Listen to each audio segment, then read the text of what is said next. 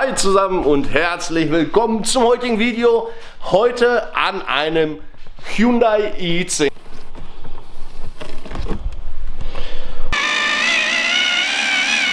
Schaut euch einfach mal den Elektrodenabstand an. Ich kann mich nur gut erinnern, als ich damals den Pollenfilter gemacht habe, da gab es den einen und anderen, der meinte, hey, mach ein bisschen mehr mit dem Hyundai i10. Ja, jetzt habt ihr das schon gerade gesehen, ich habe ein paar Sachen vorbereitet, da ist ein Luftfilter, da ist ein Pollenfilter, da sind Zündkerzen und da ist eine Koppelstange. Das eigentliche Thema heute, die Koppelstange wechseln. Und zwar haben wir hier das Problem, dass das Auto während der Fahrt klappert wie verrückt. Es hört sich wirklich, ja, also hört sich richtig kaputt an, obwohl der Fehler wirklich ein kleiner ist. Und dazu hätte ich gesagt, wir klettern mal nach unten und dann zeige ich euch mal eben das Klappergeräusch. Aber von innen ist es wirklich richtig laut. Diejenigen, die schon mal eine kaputte Koppelstange, also eine kaputte Verbindungsstange gehabt haben, wissen, wovon ich rede. Das hört sich wirklich schlimm an, als würde das Rad lose sein oder wirklich schlimm. So, lass uns jetzt mal kurz nach unten gehen. Also hier haben wir die rechte Seite, das ist hier die Verbindungsstange und wenn wir die hoch runter bewegen, gar nichts. Also,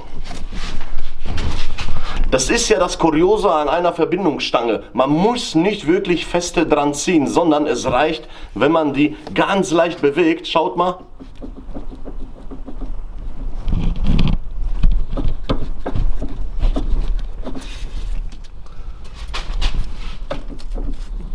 So, und das Problem hier, das sind jetzt ganz leichte Schläge, die ich mache.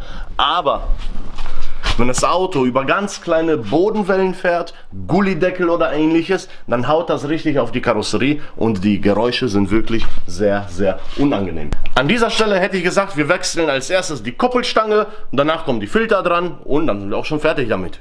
Also, wir halten hier gegen, ich habe jetzt einen 15er genommen, der ist ein bisschen zu groß, kann 14 oder 13 sein und einmal aufschrauben. Wow, die ist gut fest.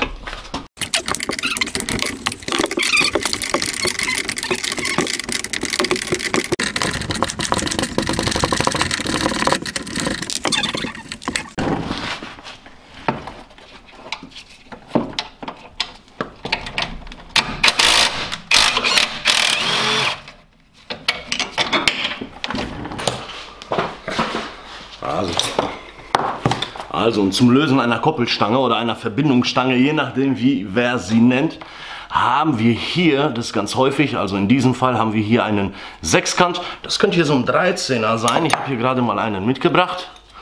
In diesem Fall, ne, guck, ist keine 13, ist eine 14.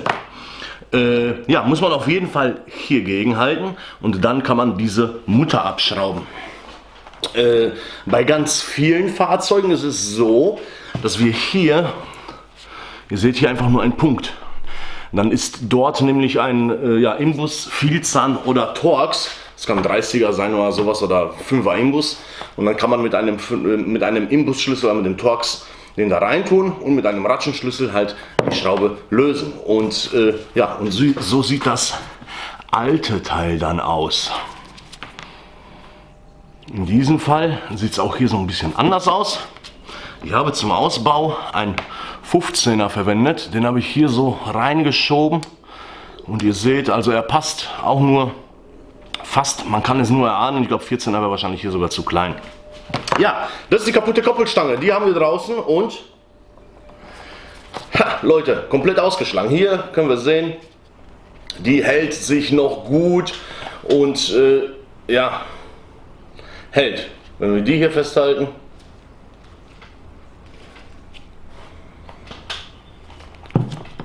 so, die ist komplett ausgelullert. Und das Schöne ist, hier hört man es auch, wenn sie ausgebaut ist.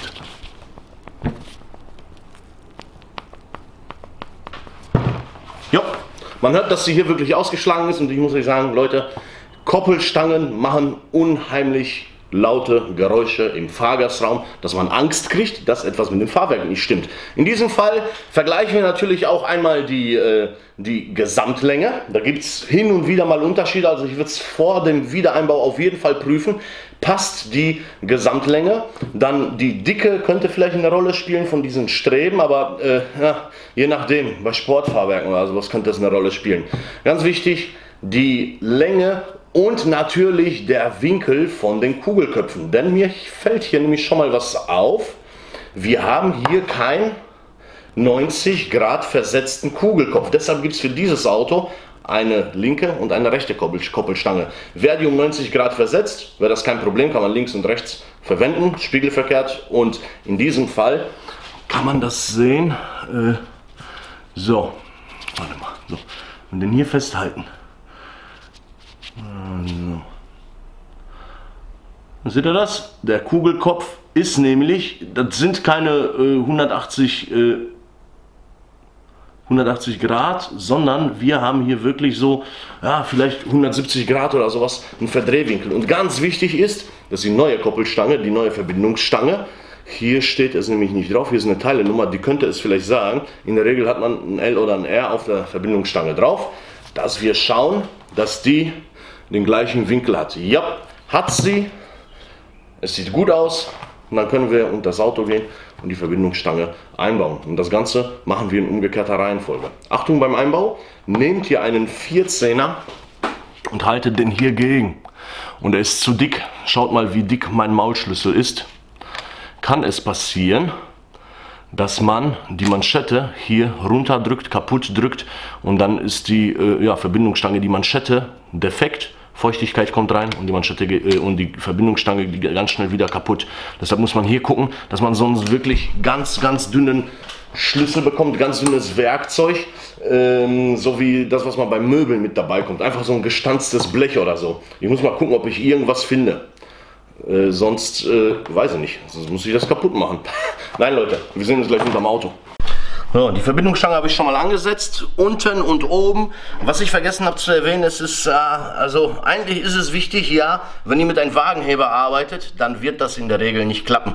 Ihr müsst beide Seiten hochheben. Ich habe in diesem Fall jetzt ein Stück Holz unterlegt und den Wagenheber runtergelassen, damit die Koppelstange, damit das Federbein hochgeht und die Koppelstange hier reinpasst. Andernfalls haben wir das Problem, dass das Federbein weiter unten steht. Die Koppelstange hatte ungefähr hier ihre Öffnung und wollte nicht hat nicht ins Loch reingepasst. Also ich hätte entweder die andere Seite mit anheben müssen oder musste ihn halt hier absenken. Da ich keinen passenden Schlüssel gefunden habe, will ich mal schauen, ob wir mit einem Schlagschrauber weiterkommen, um die Schraube anzusetzen.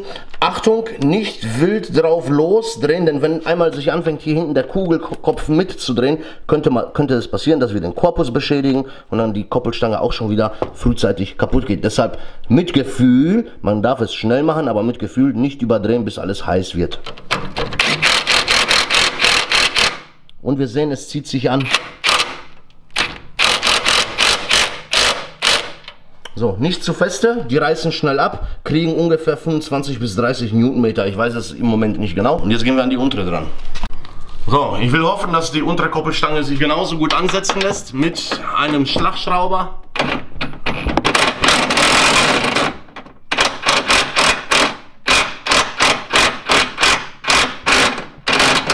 Sieht gut aus.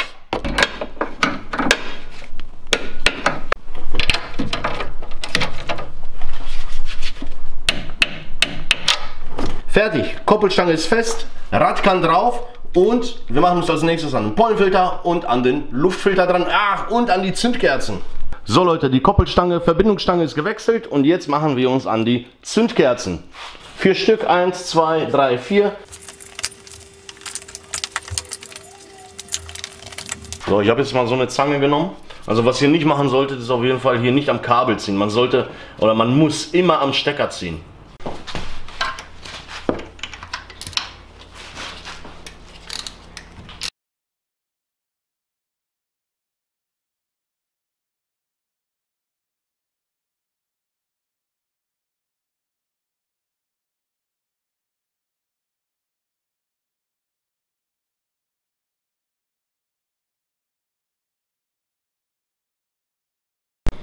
Also Leute, ich wollte eigentlich, bevor ich die Zündkerzen reinschraube, euch noch einmal zeigen, was hier eigentlich los ist.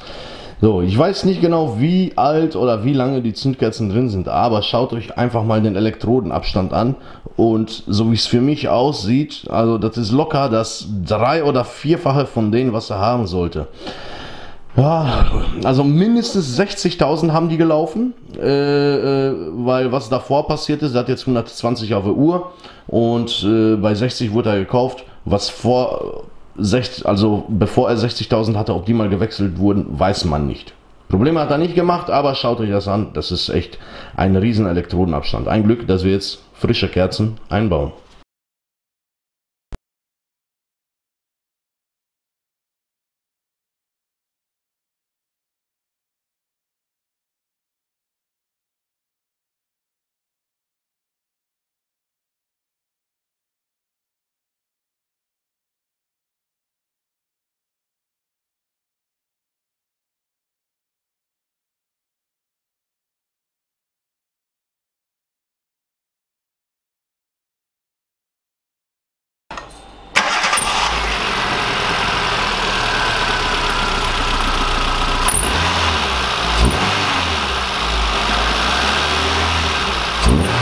Die Kerzen sind gewechselt und wo wir schon mal hier vorne sind, dann machen wir einen Luftfilter. Das dürfte nicht so schwierig sein, denn es reicht, die 2 Klammern abzumachen, leicht nach oben und raus damit. Ich meine mich erinnern zu können, dass ich diesen vor, ich glaube, 2 Jahren mal getauscht habe und ja, er ist leicht verschmutzt.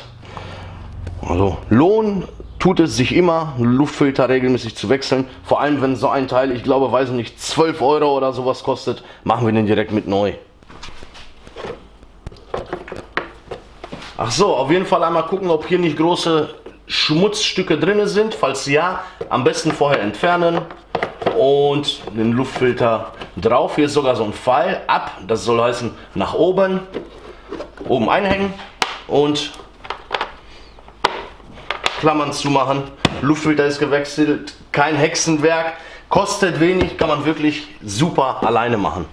Kommen wir zum Innenraumfilter. Das ist auch kein Hexenwerk, also hier bei diesem Auto einmal das Handschuhfach öffnen, links und rechts leicht einknicken und schon fällt das Handschuhfach auf und der Innenraumfilter versteckt sich hier drin.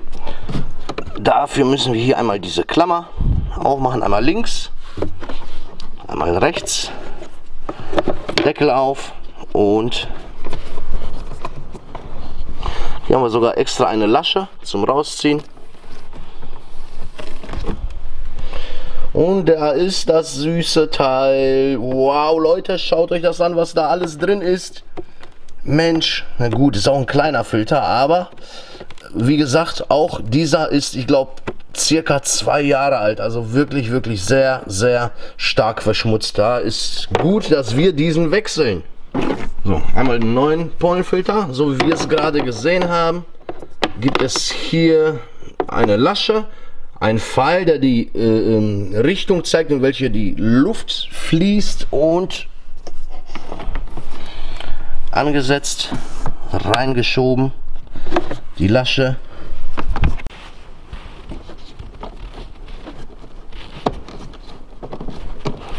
Und hält. So, das Handschuhfach schließen. Auch wieder links, rechts mit den Fingern zusammendrücken, Handschuhfach rein und es funktioniert. So Leute, eine Sache ist mir hier noch aufgefallen und zwar haben wir hier, das ist ungefähr vor einem Jahr passiert, und zwar wurde er hier gestreift und da hätte ich gesagt, versuchen wir das einmal wegzubekommen, denn so wie es für mich aussieht, ist hier nur der Lack vom Unfallgegner, wobei manche Stellen könnte sein, dass hier auch was anderes mit dran ist. Aber wenn wir mal schauen, wie weit wir hier kommen. Dafür nehme ich meine Politur mit einer geringen Schleiffähigkeit, mehr so Finish, aber schauen wir mal, wie weit wir hier mitkommen.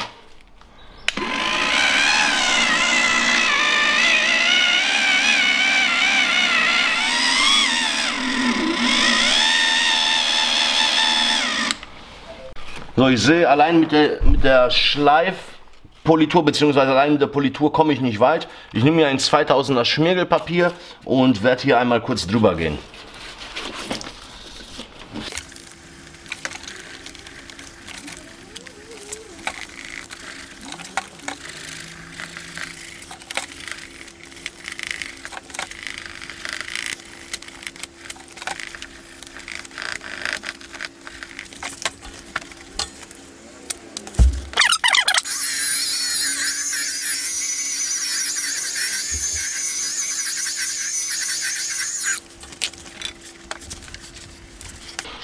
Ja Leute, und hier kann ich sagen, sieht gar nicht so verkehrt aus. Ich sehe, dass er hier natürlich ein paar Leiden mit sich gezogen hat, dadurch, dass es hier diesen Unfall gab, so ganz kleine Haarrisse im Lack. Aber die Reste, die auf dem Lack drauf waren, ja, konnte man gut entfernen. Blöd ist natürlich, dass, ja, dass hier der Lack fehlt, ne? Dass der hier abgeplatzt ist. Aber sonst, ja, keine große Macke mehr. Ja Leute, das war's mit dem i10. Wow, die Sonne ist ja übelst am Blenden. Ja, das war's mit dem i10. Hauptsächlich Koppelstange, Verbindungsstange wechseln für euch. Und da wir schon mal hier waren, haben wir auch alle Filter gewechselt und ich habe alles in einem abgedeckt. Ja, ich hoffe, ich konnte den ein oder anderen vielleicht einen guten Trick mit auf den Weg geben. Die anderen dann halt ein bisschen unterhalten und ja, würde mich freuen, wenn wir uns demnächst hier auf YouTube sehen, Leute. Bis dahin sage ich Tschüss, euer Schrauber.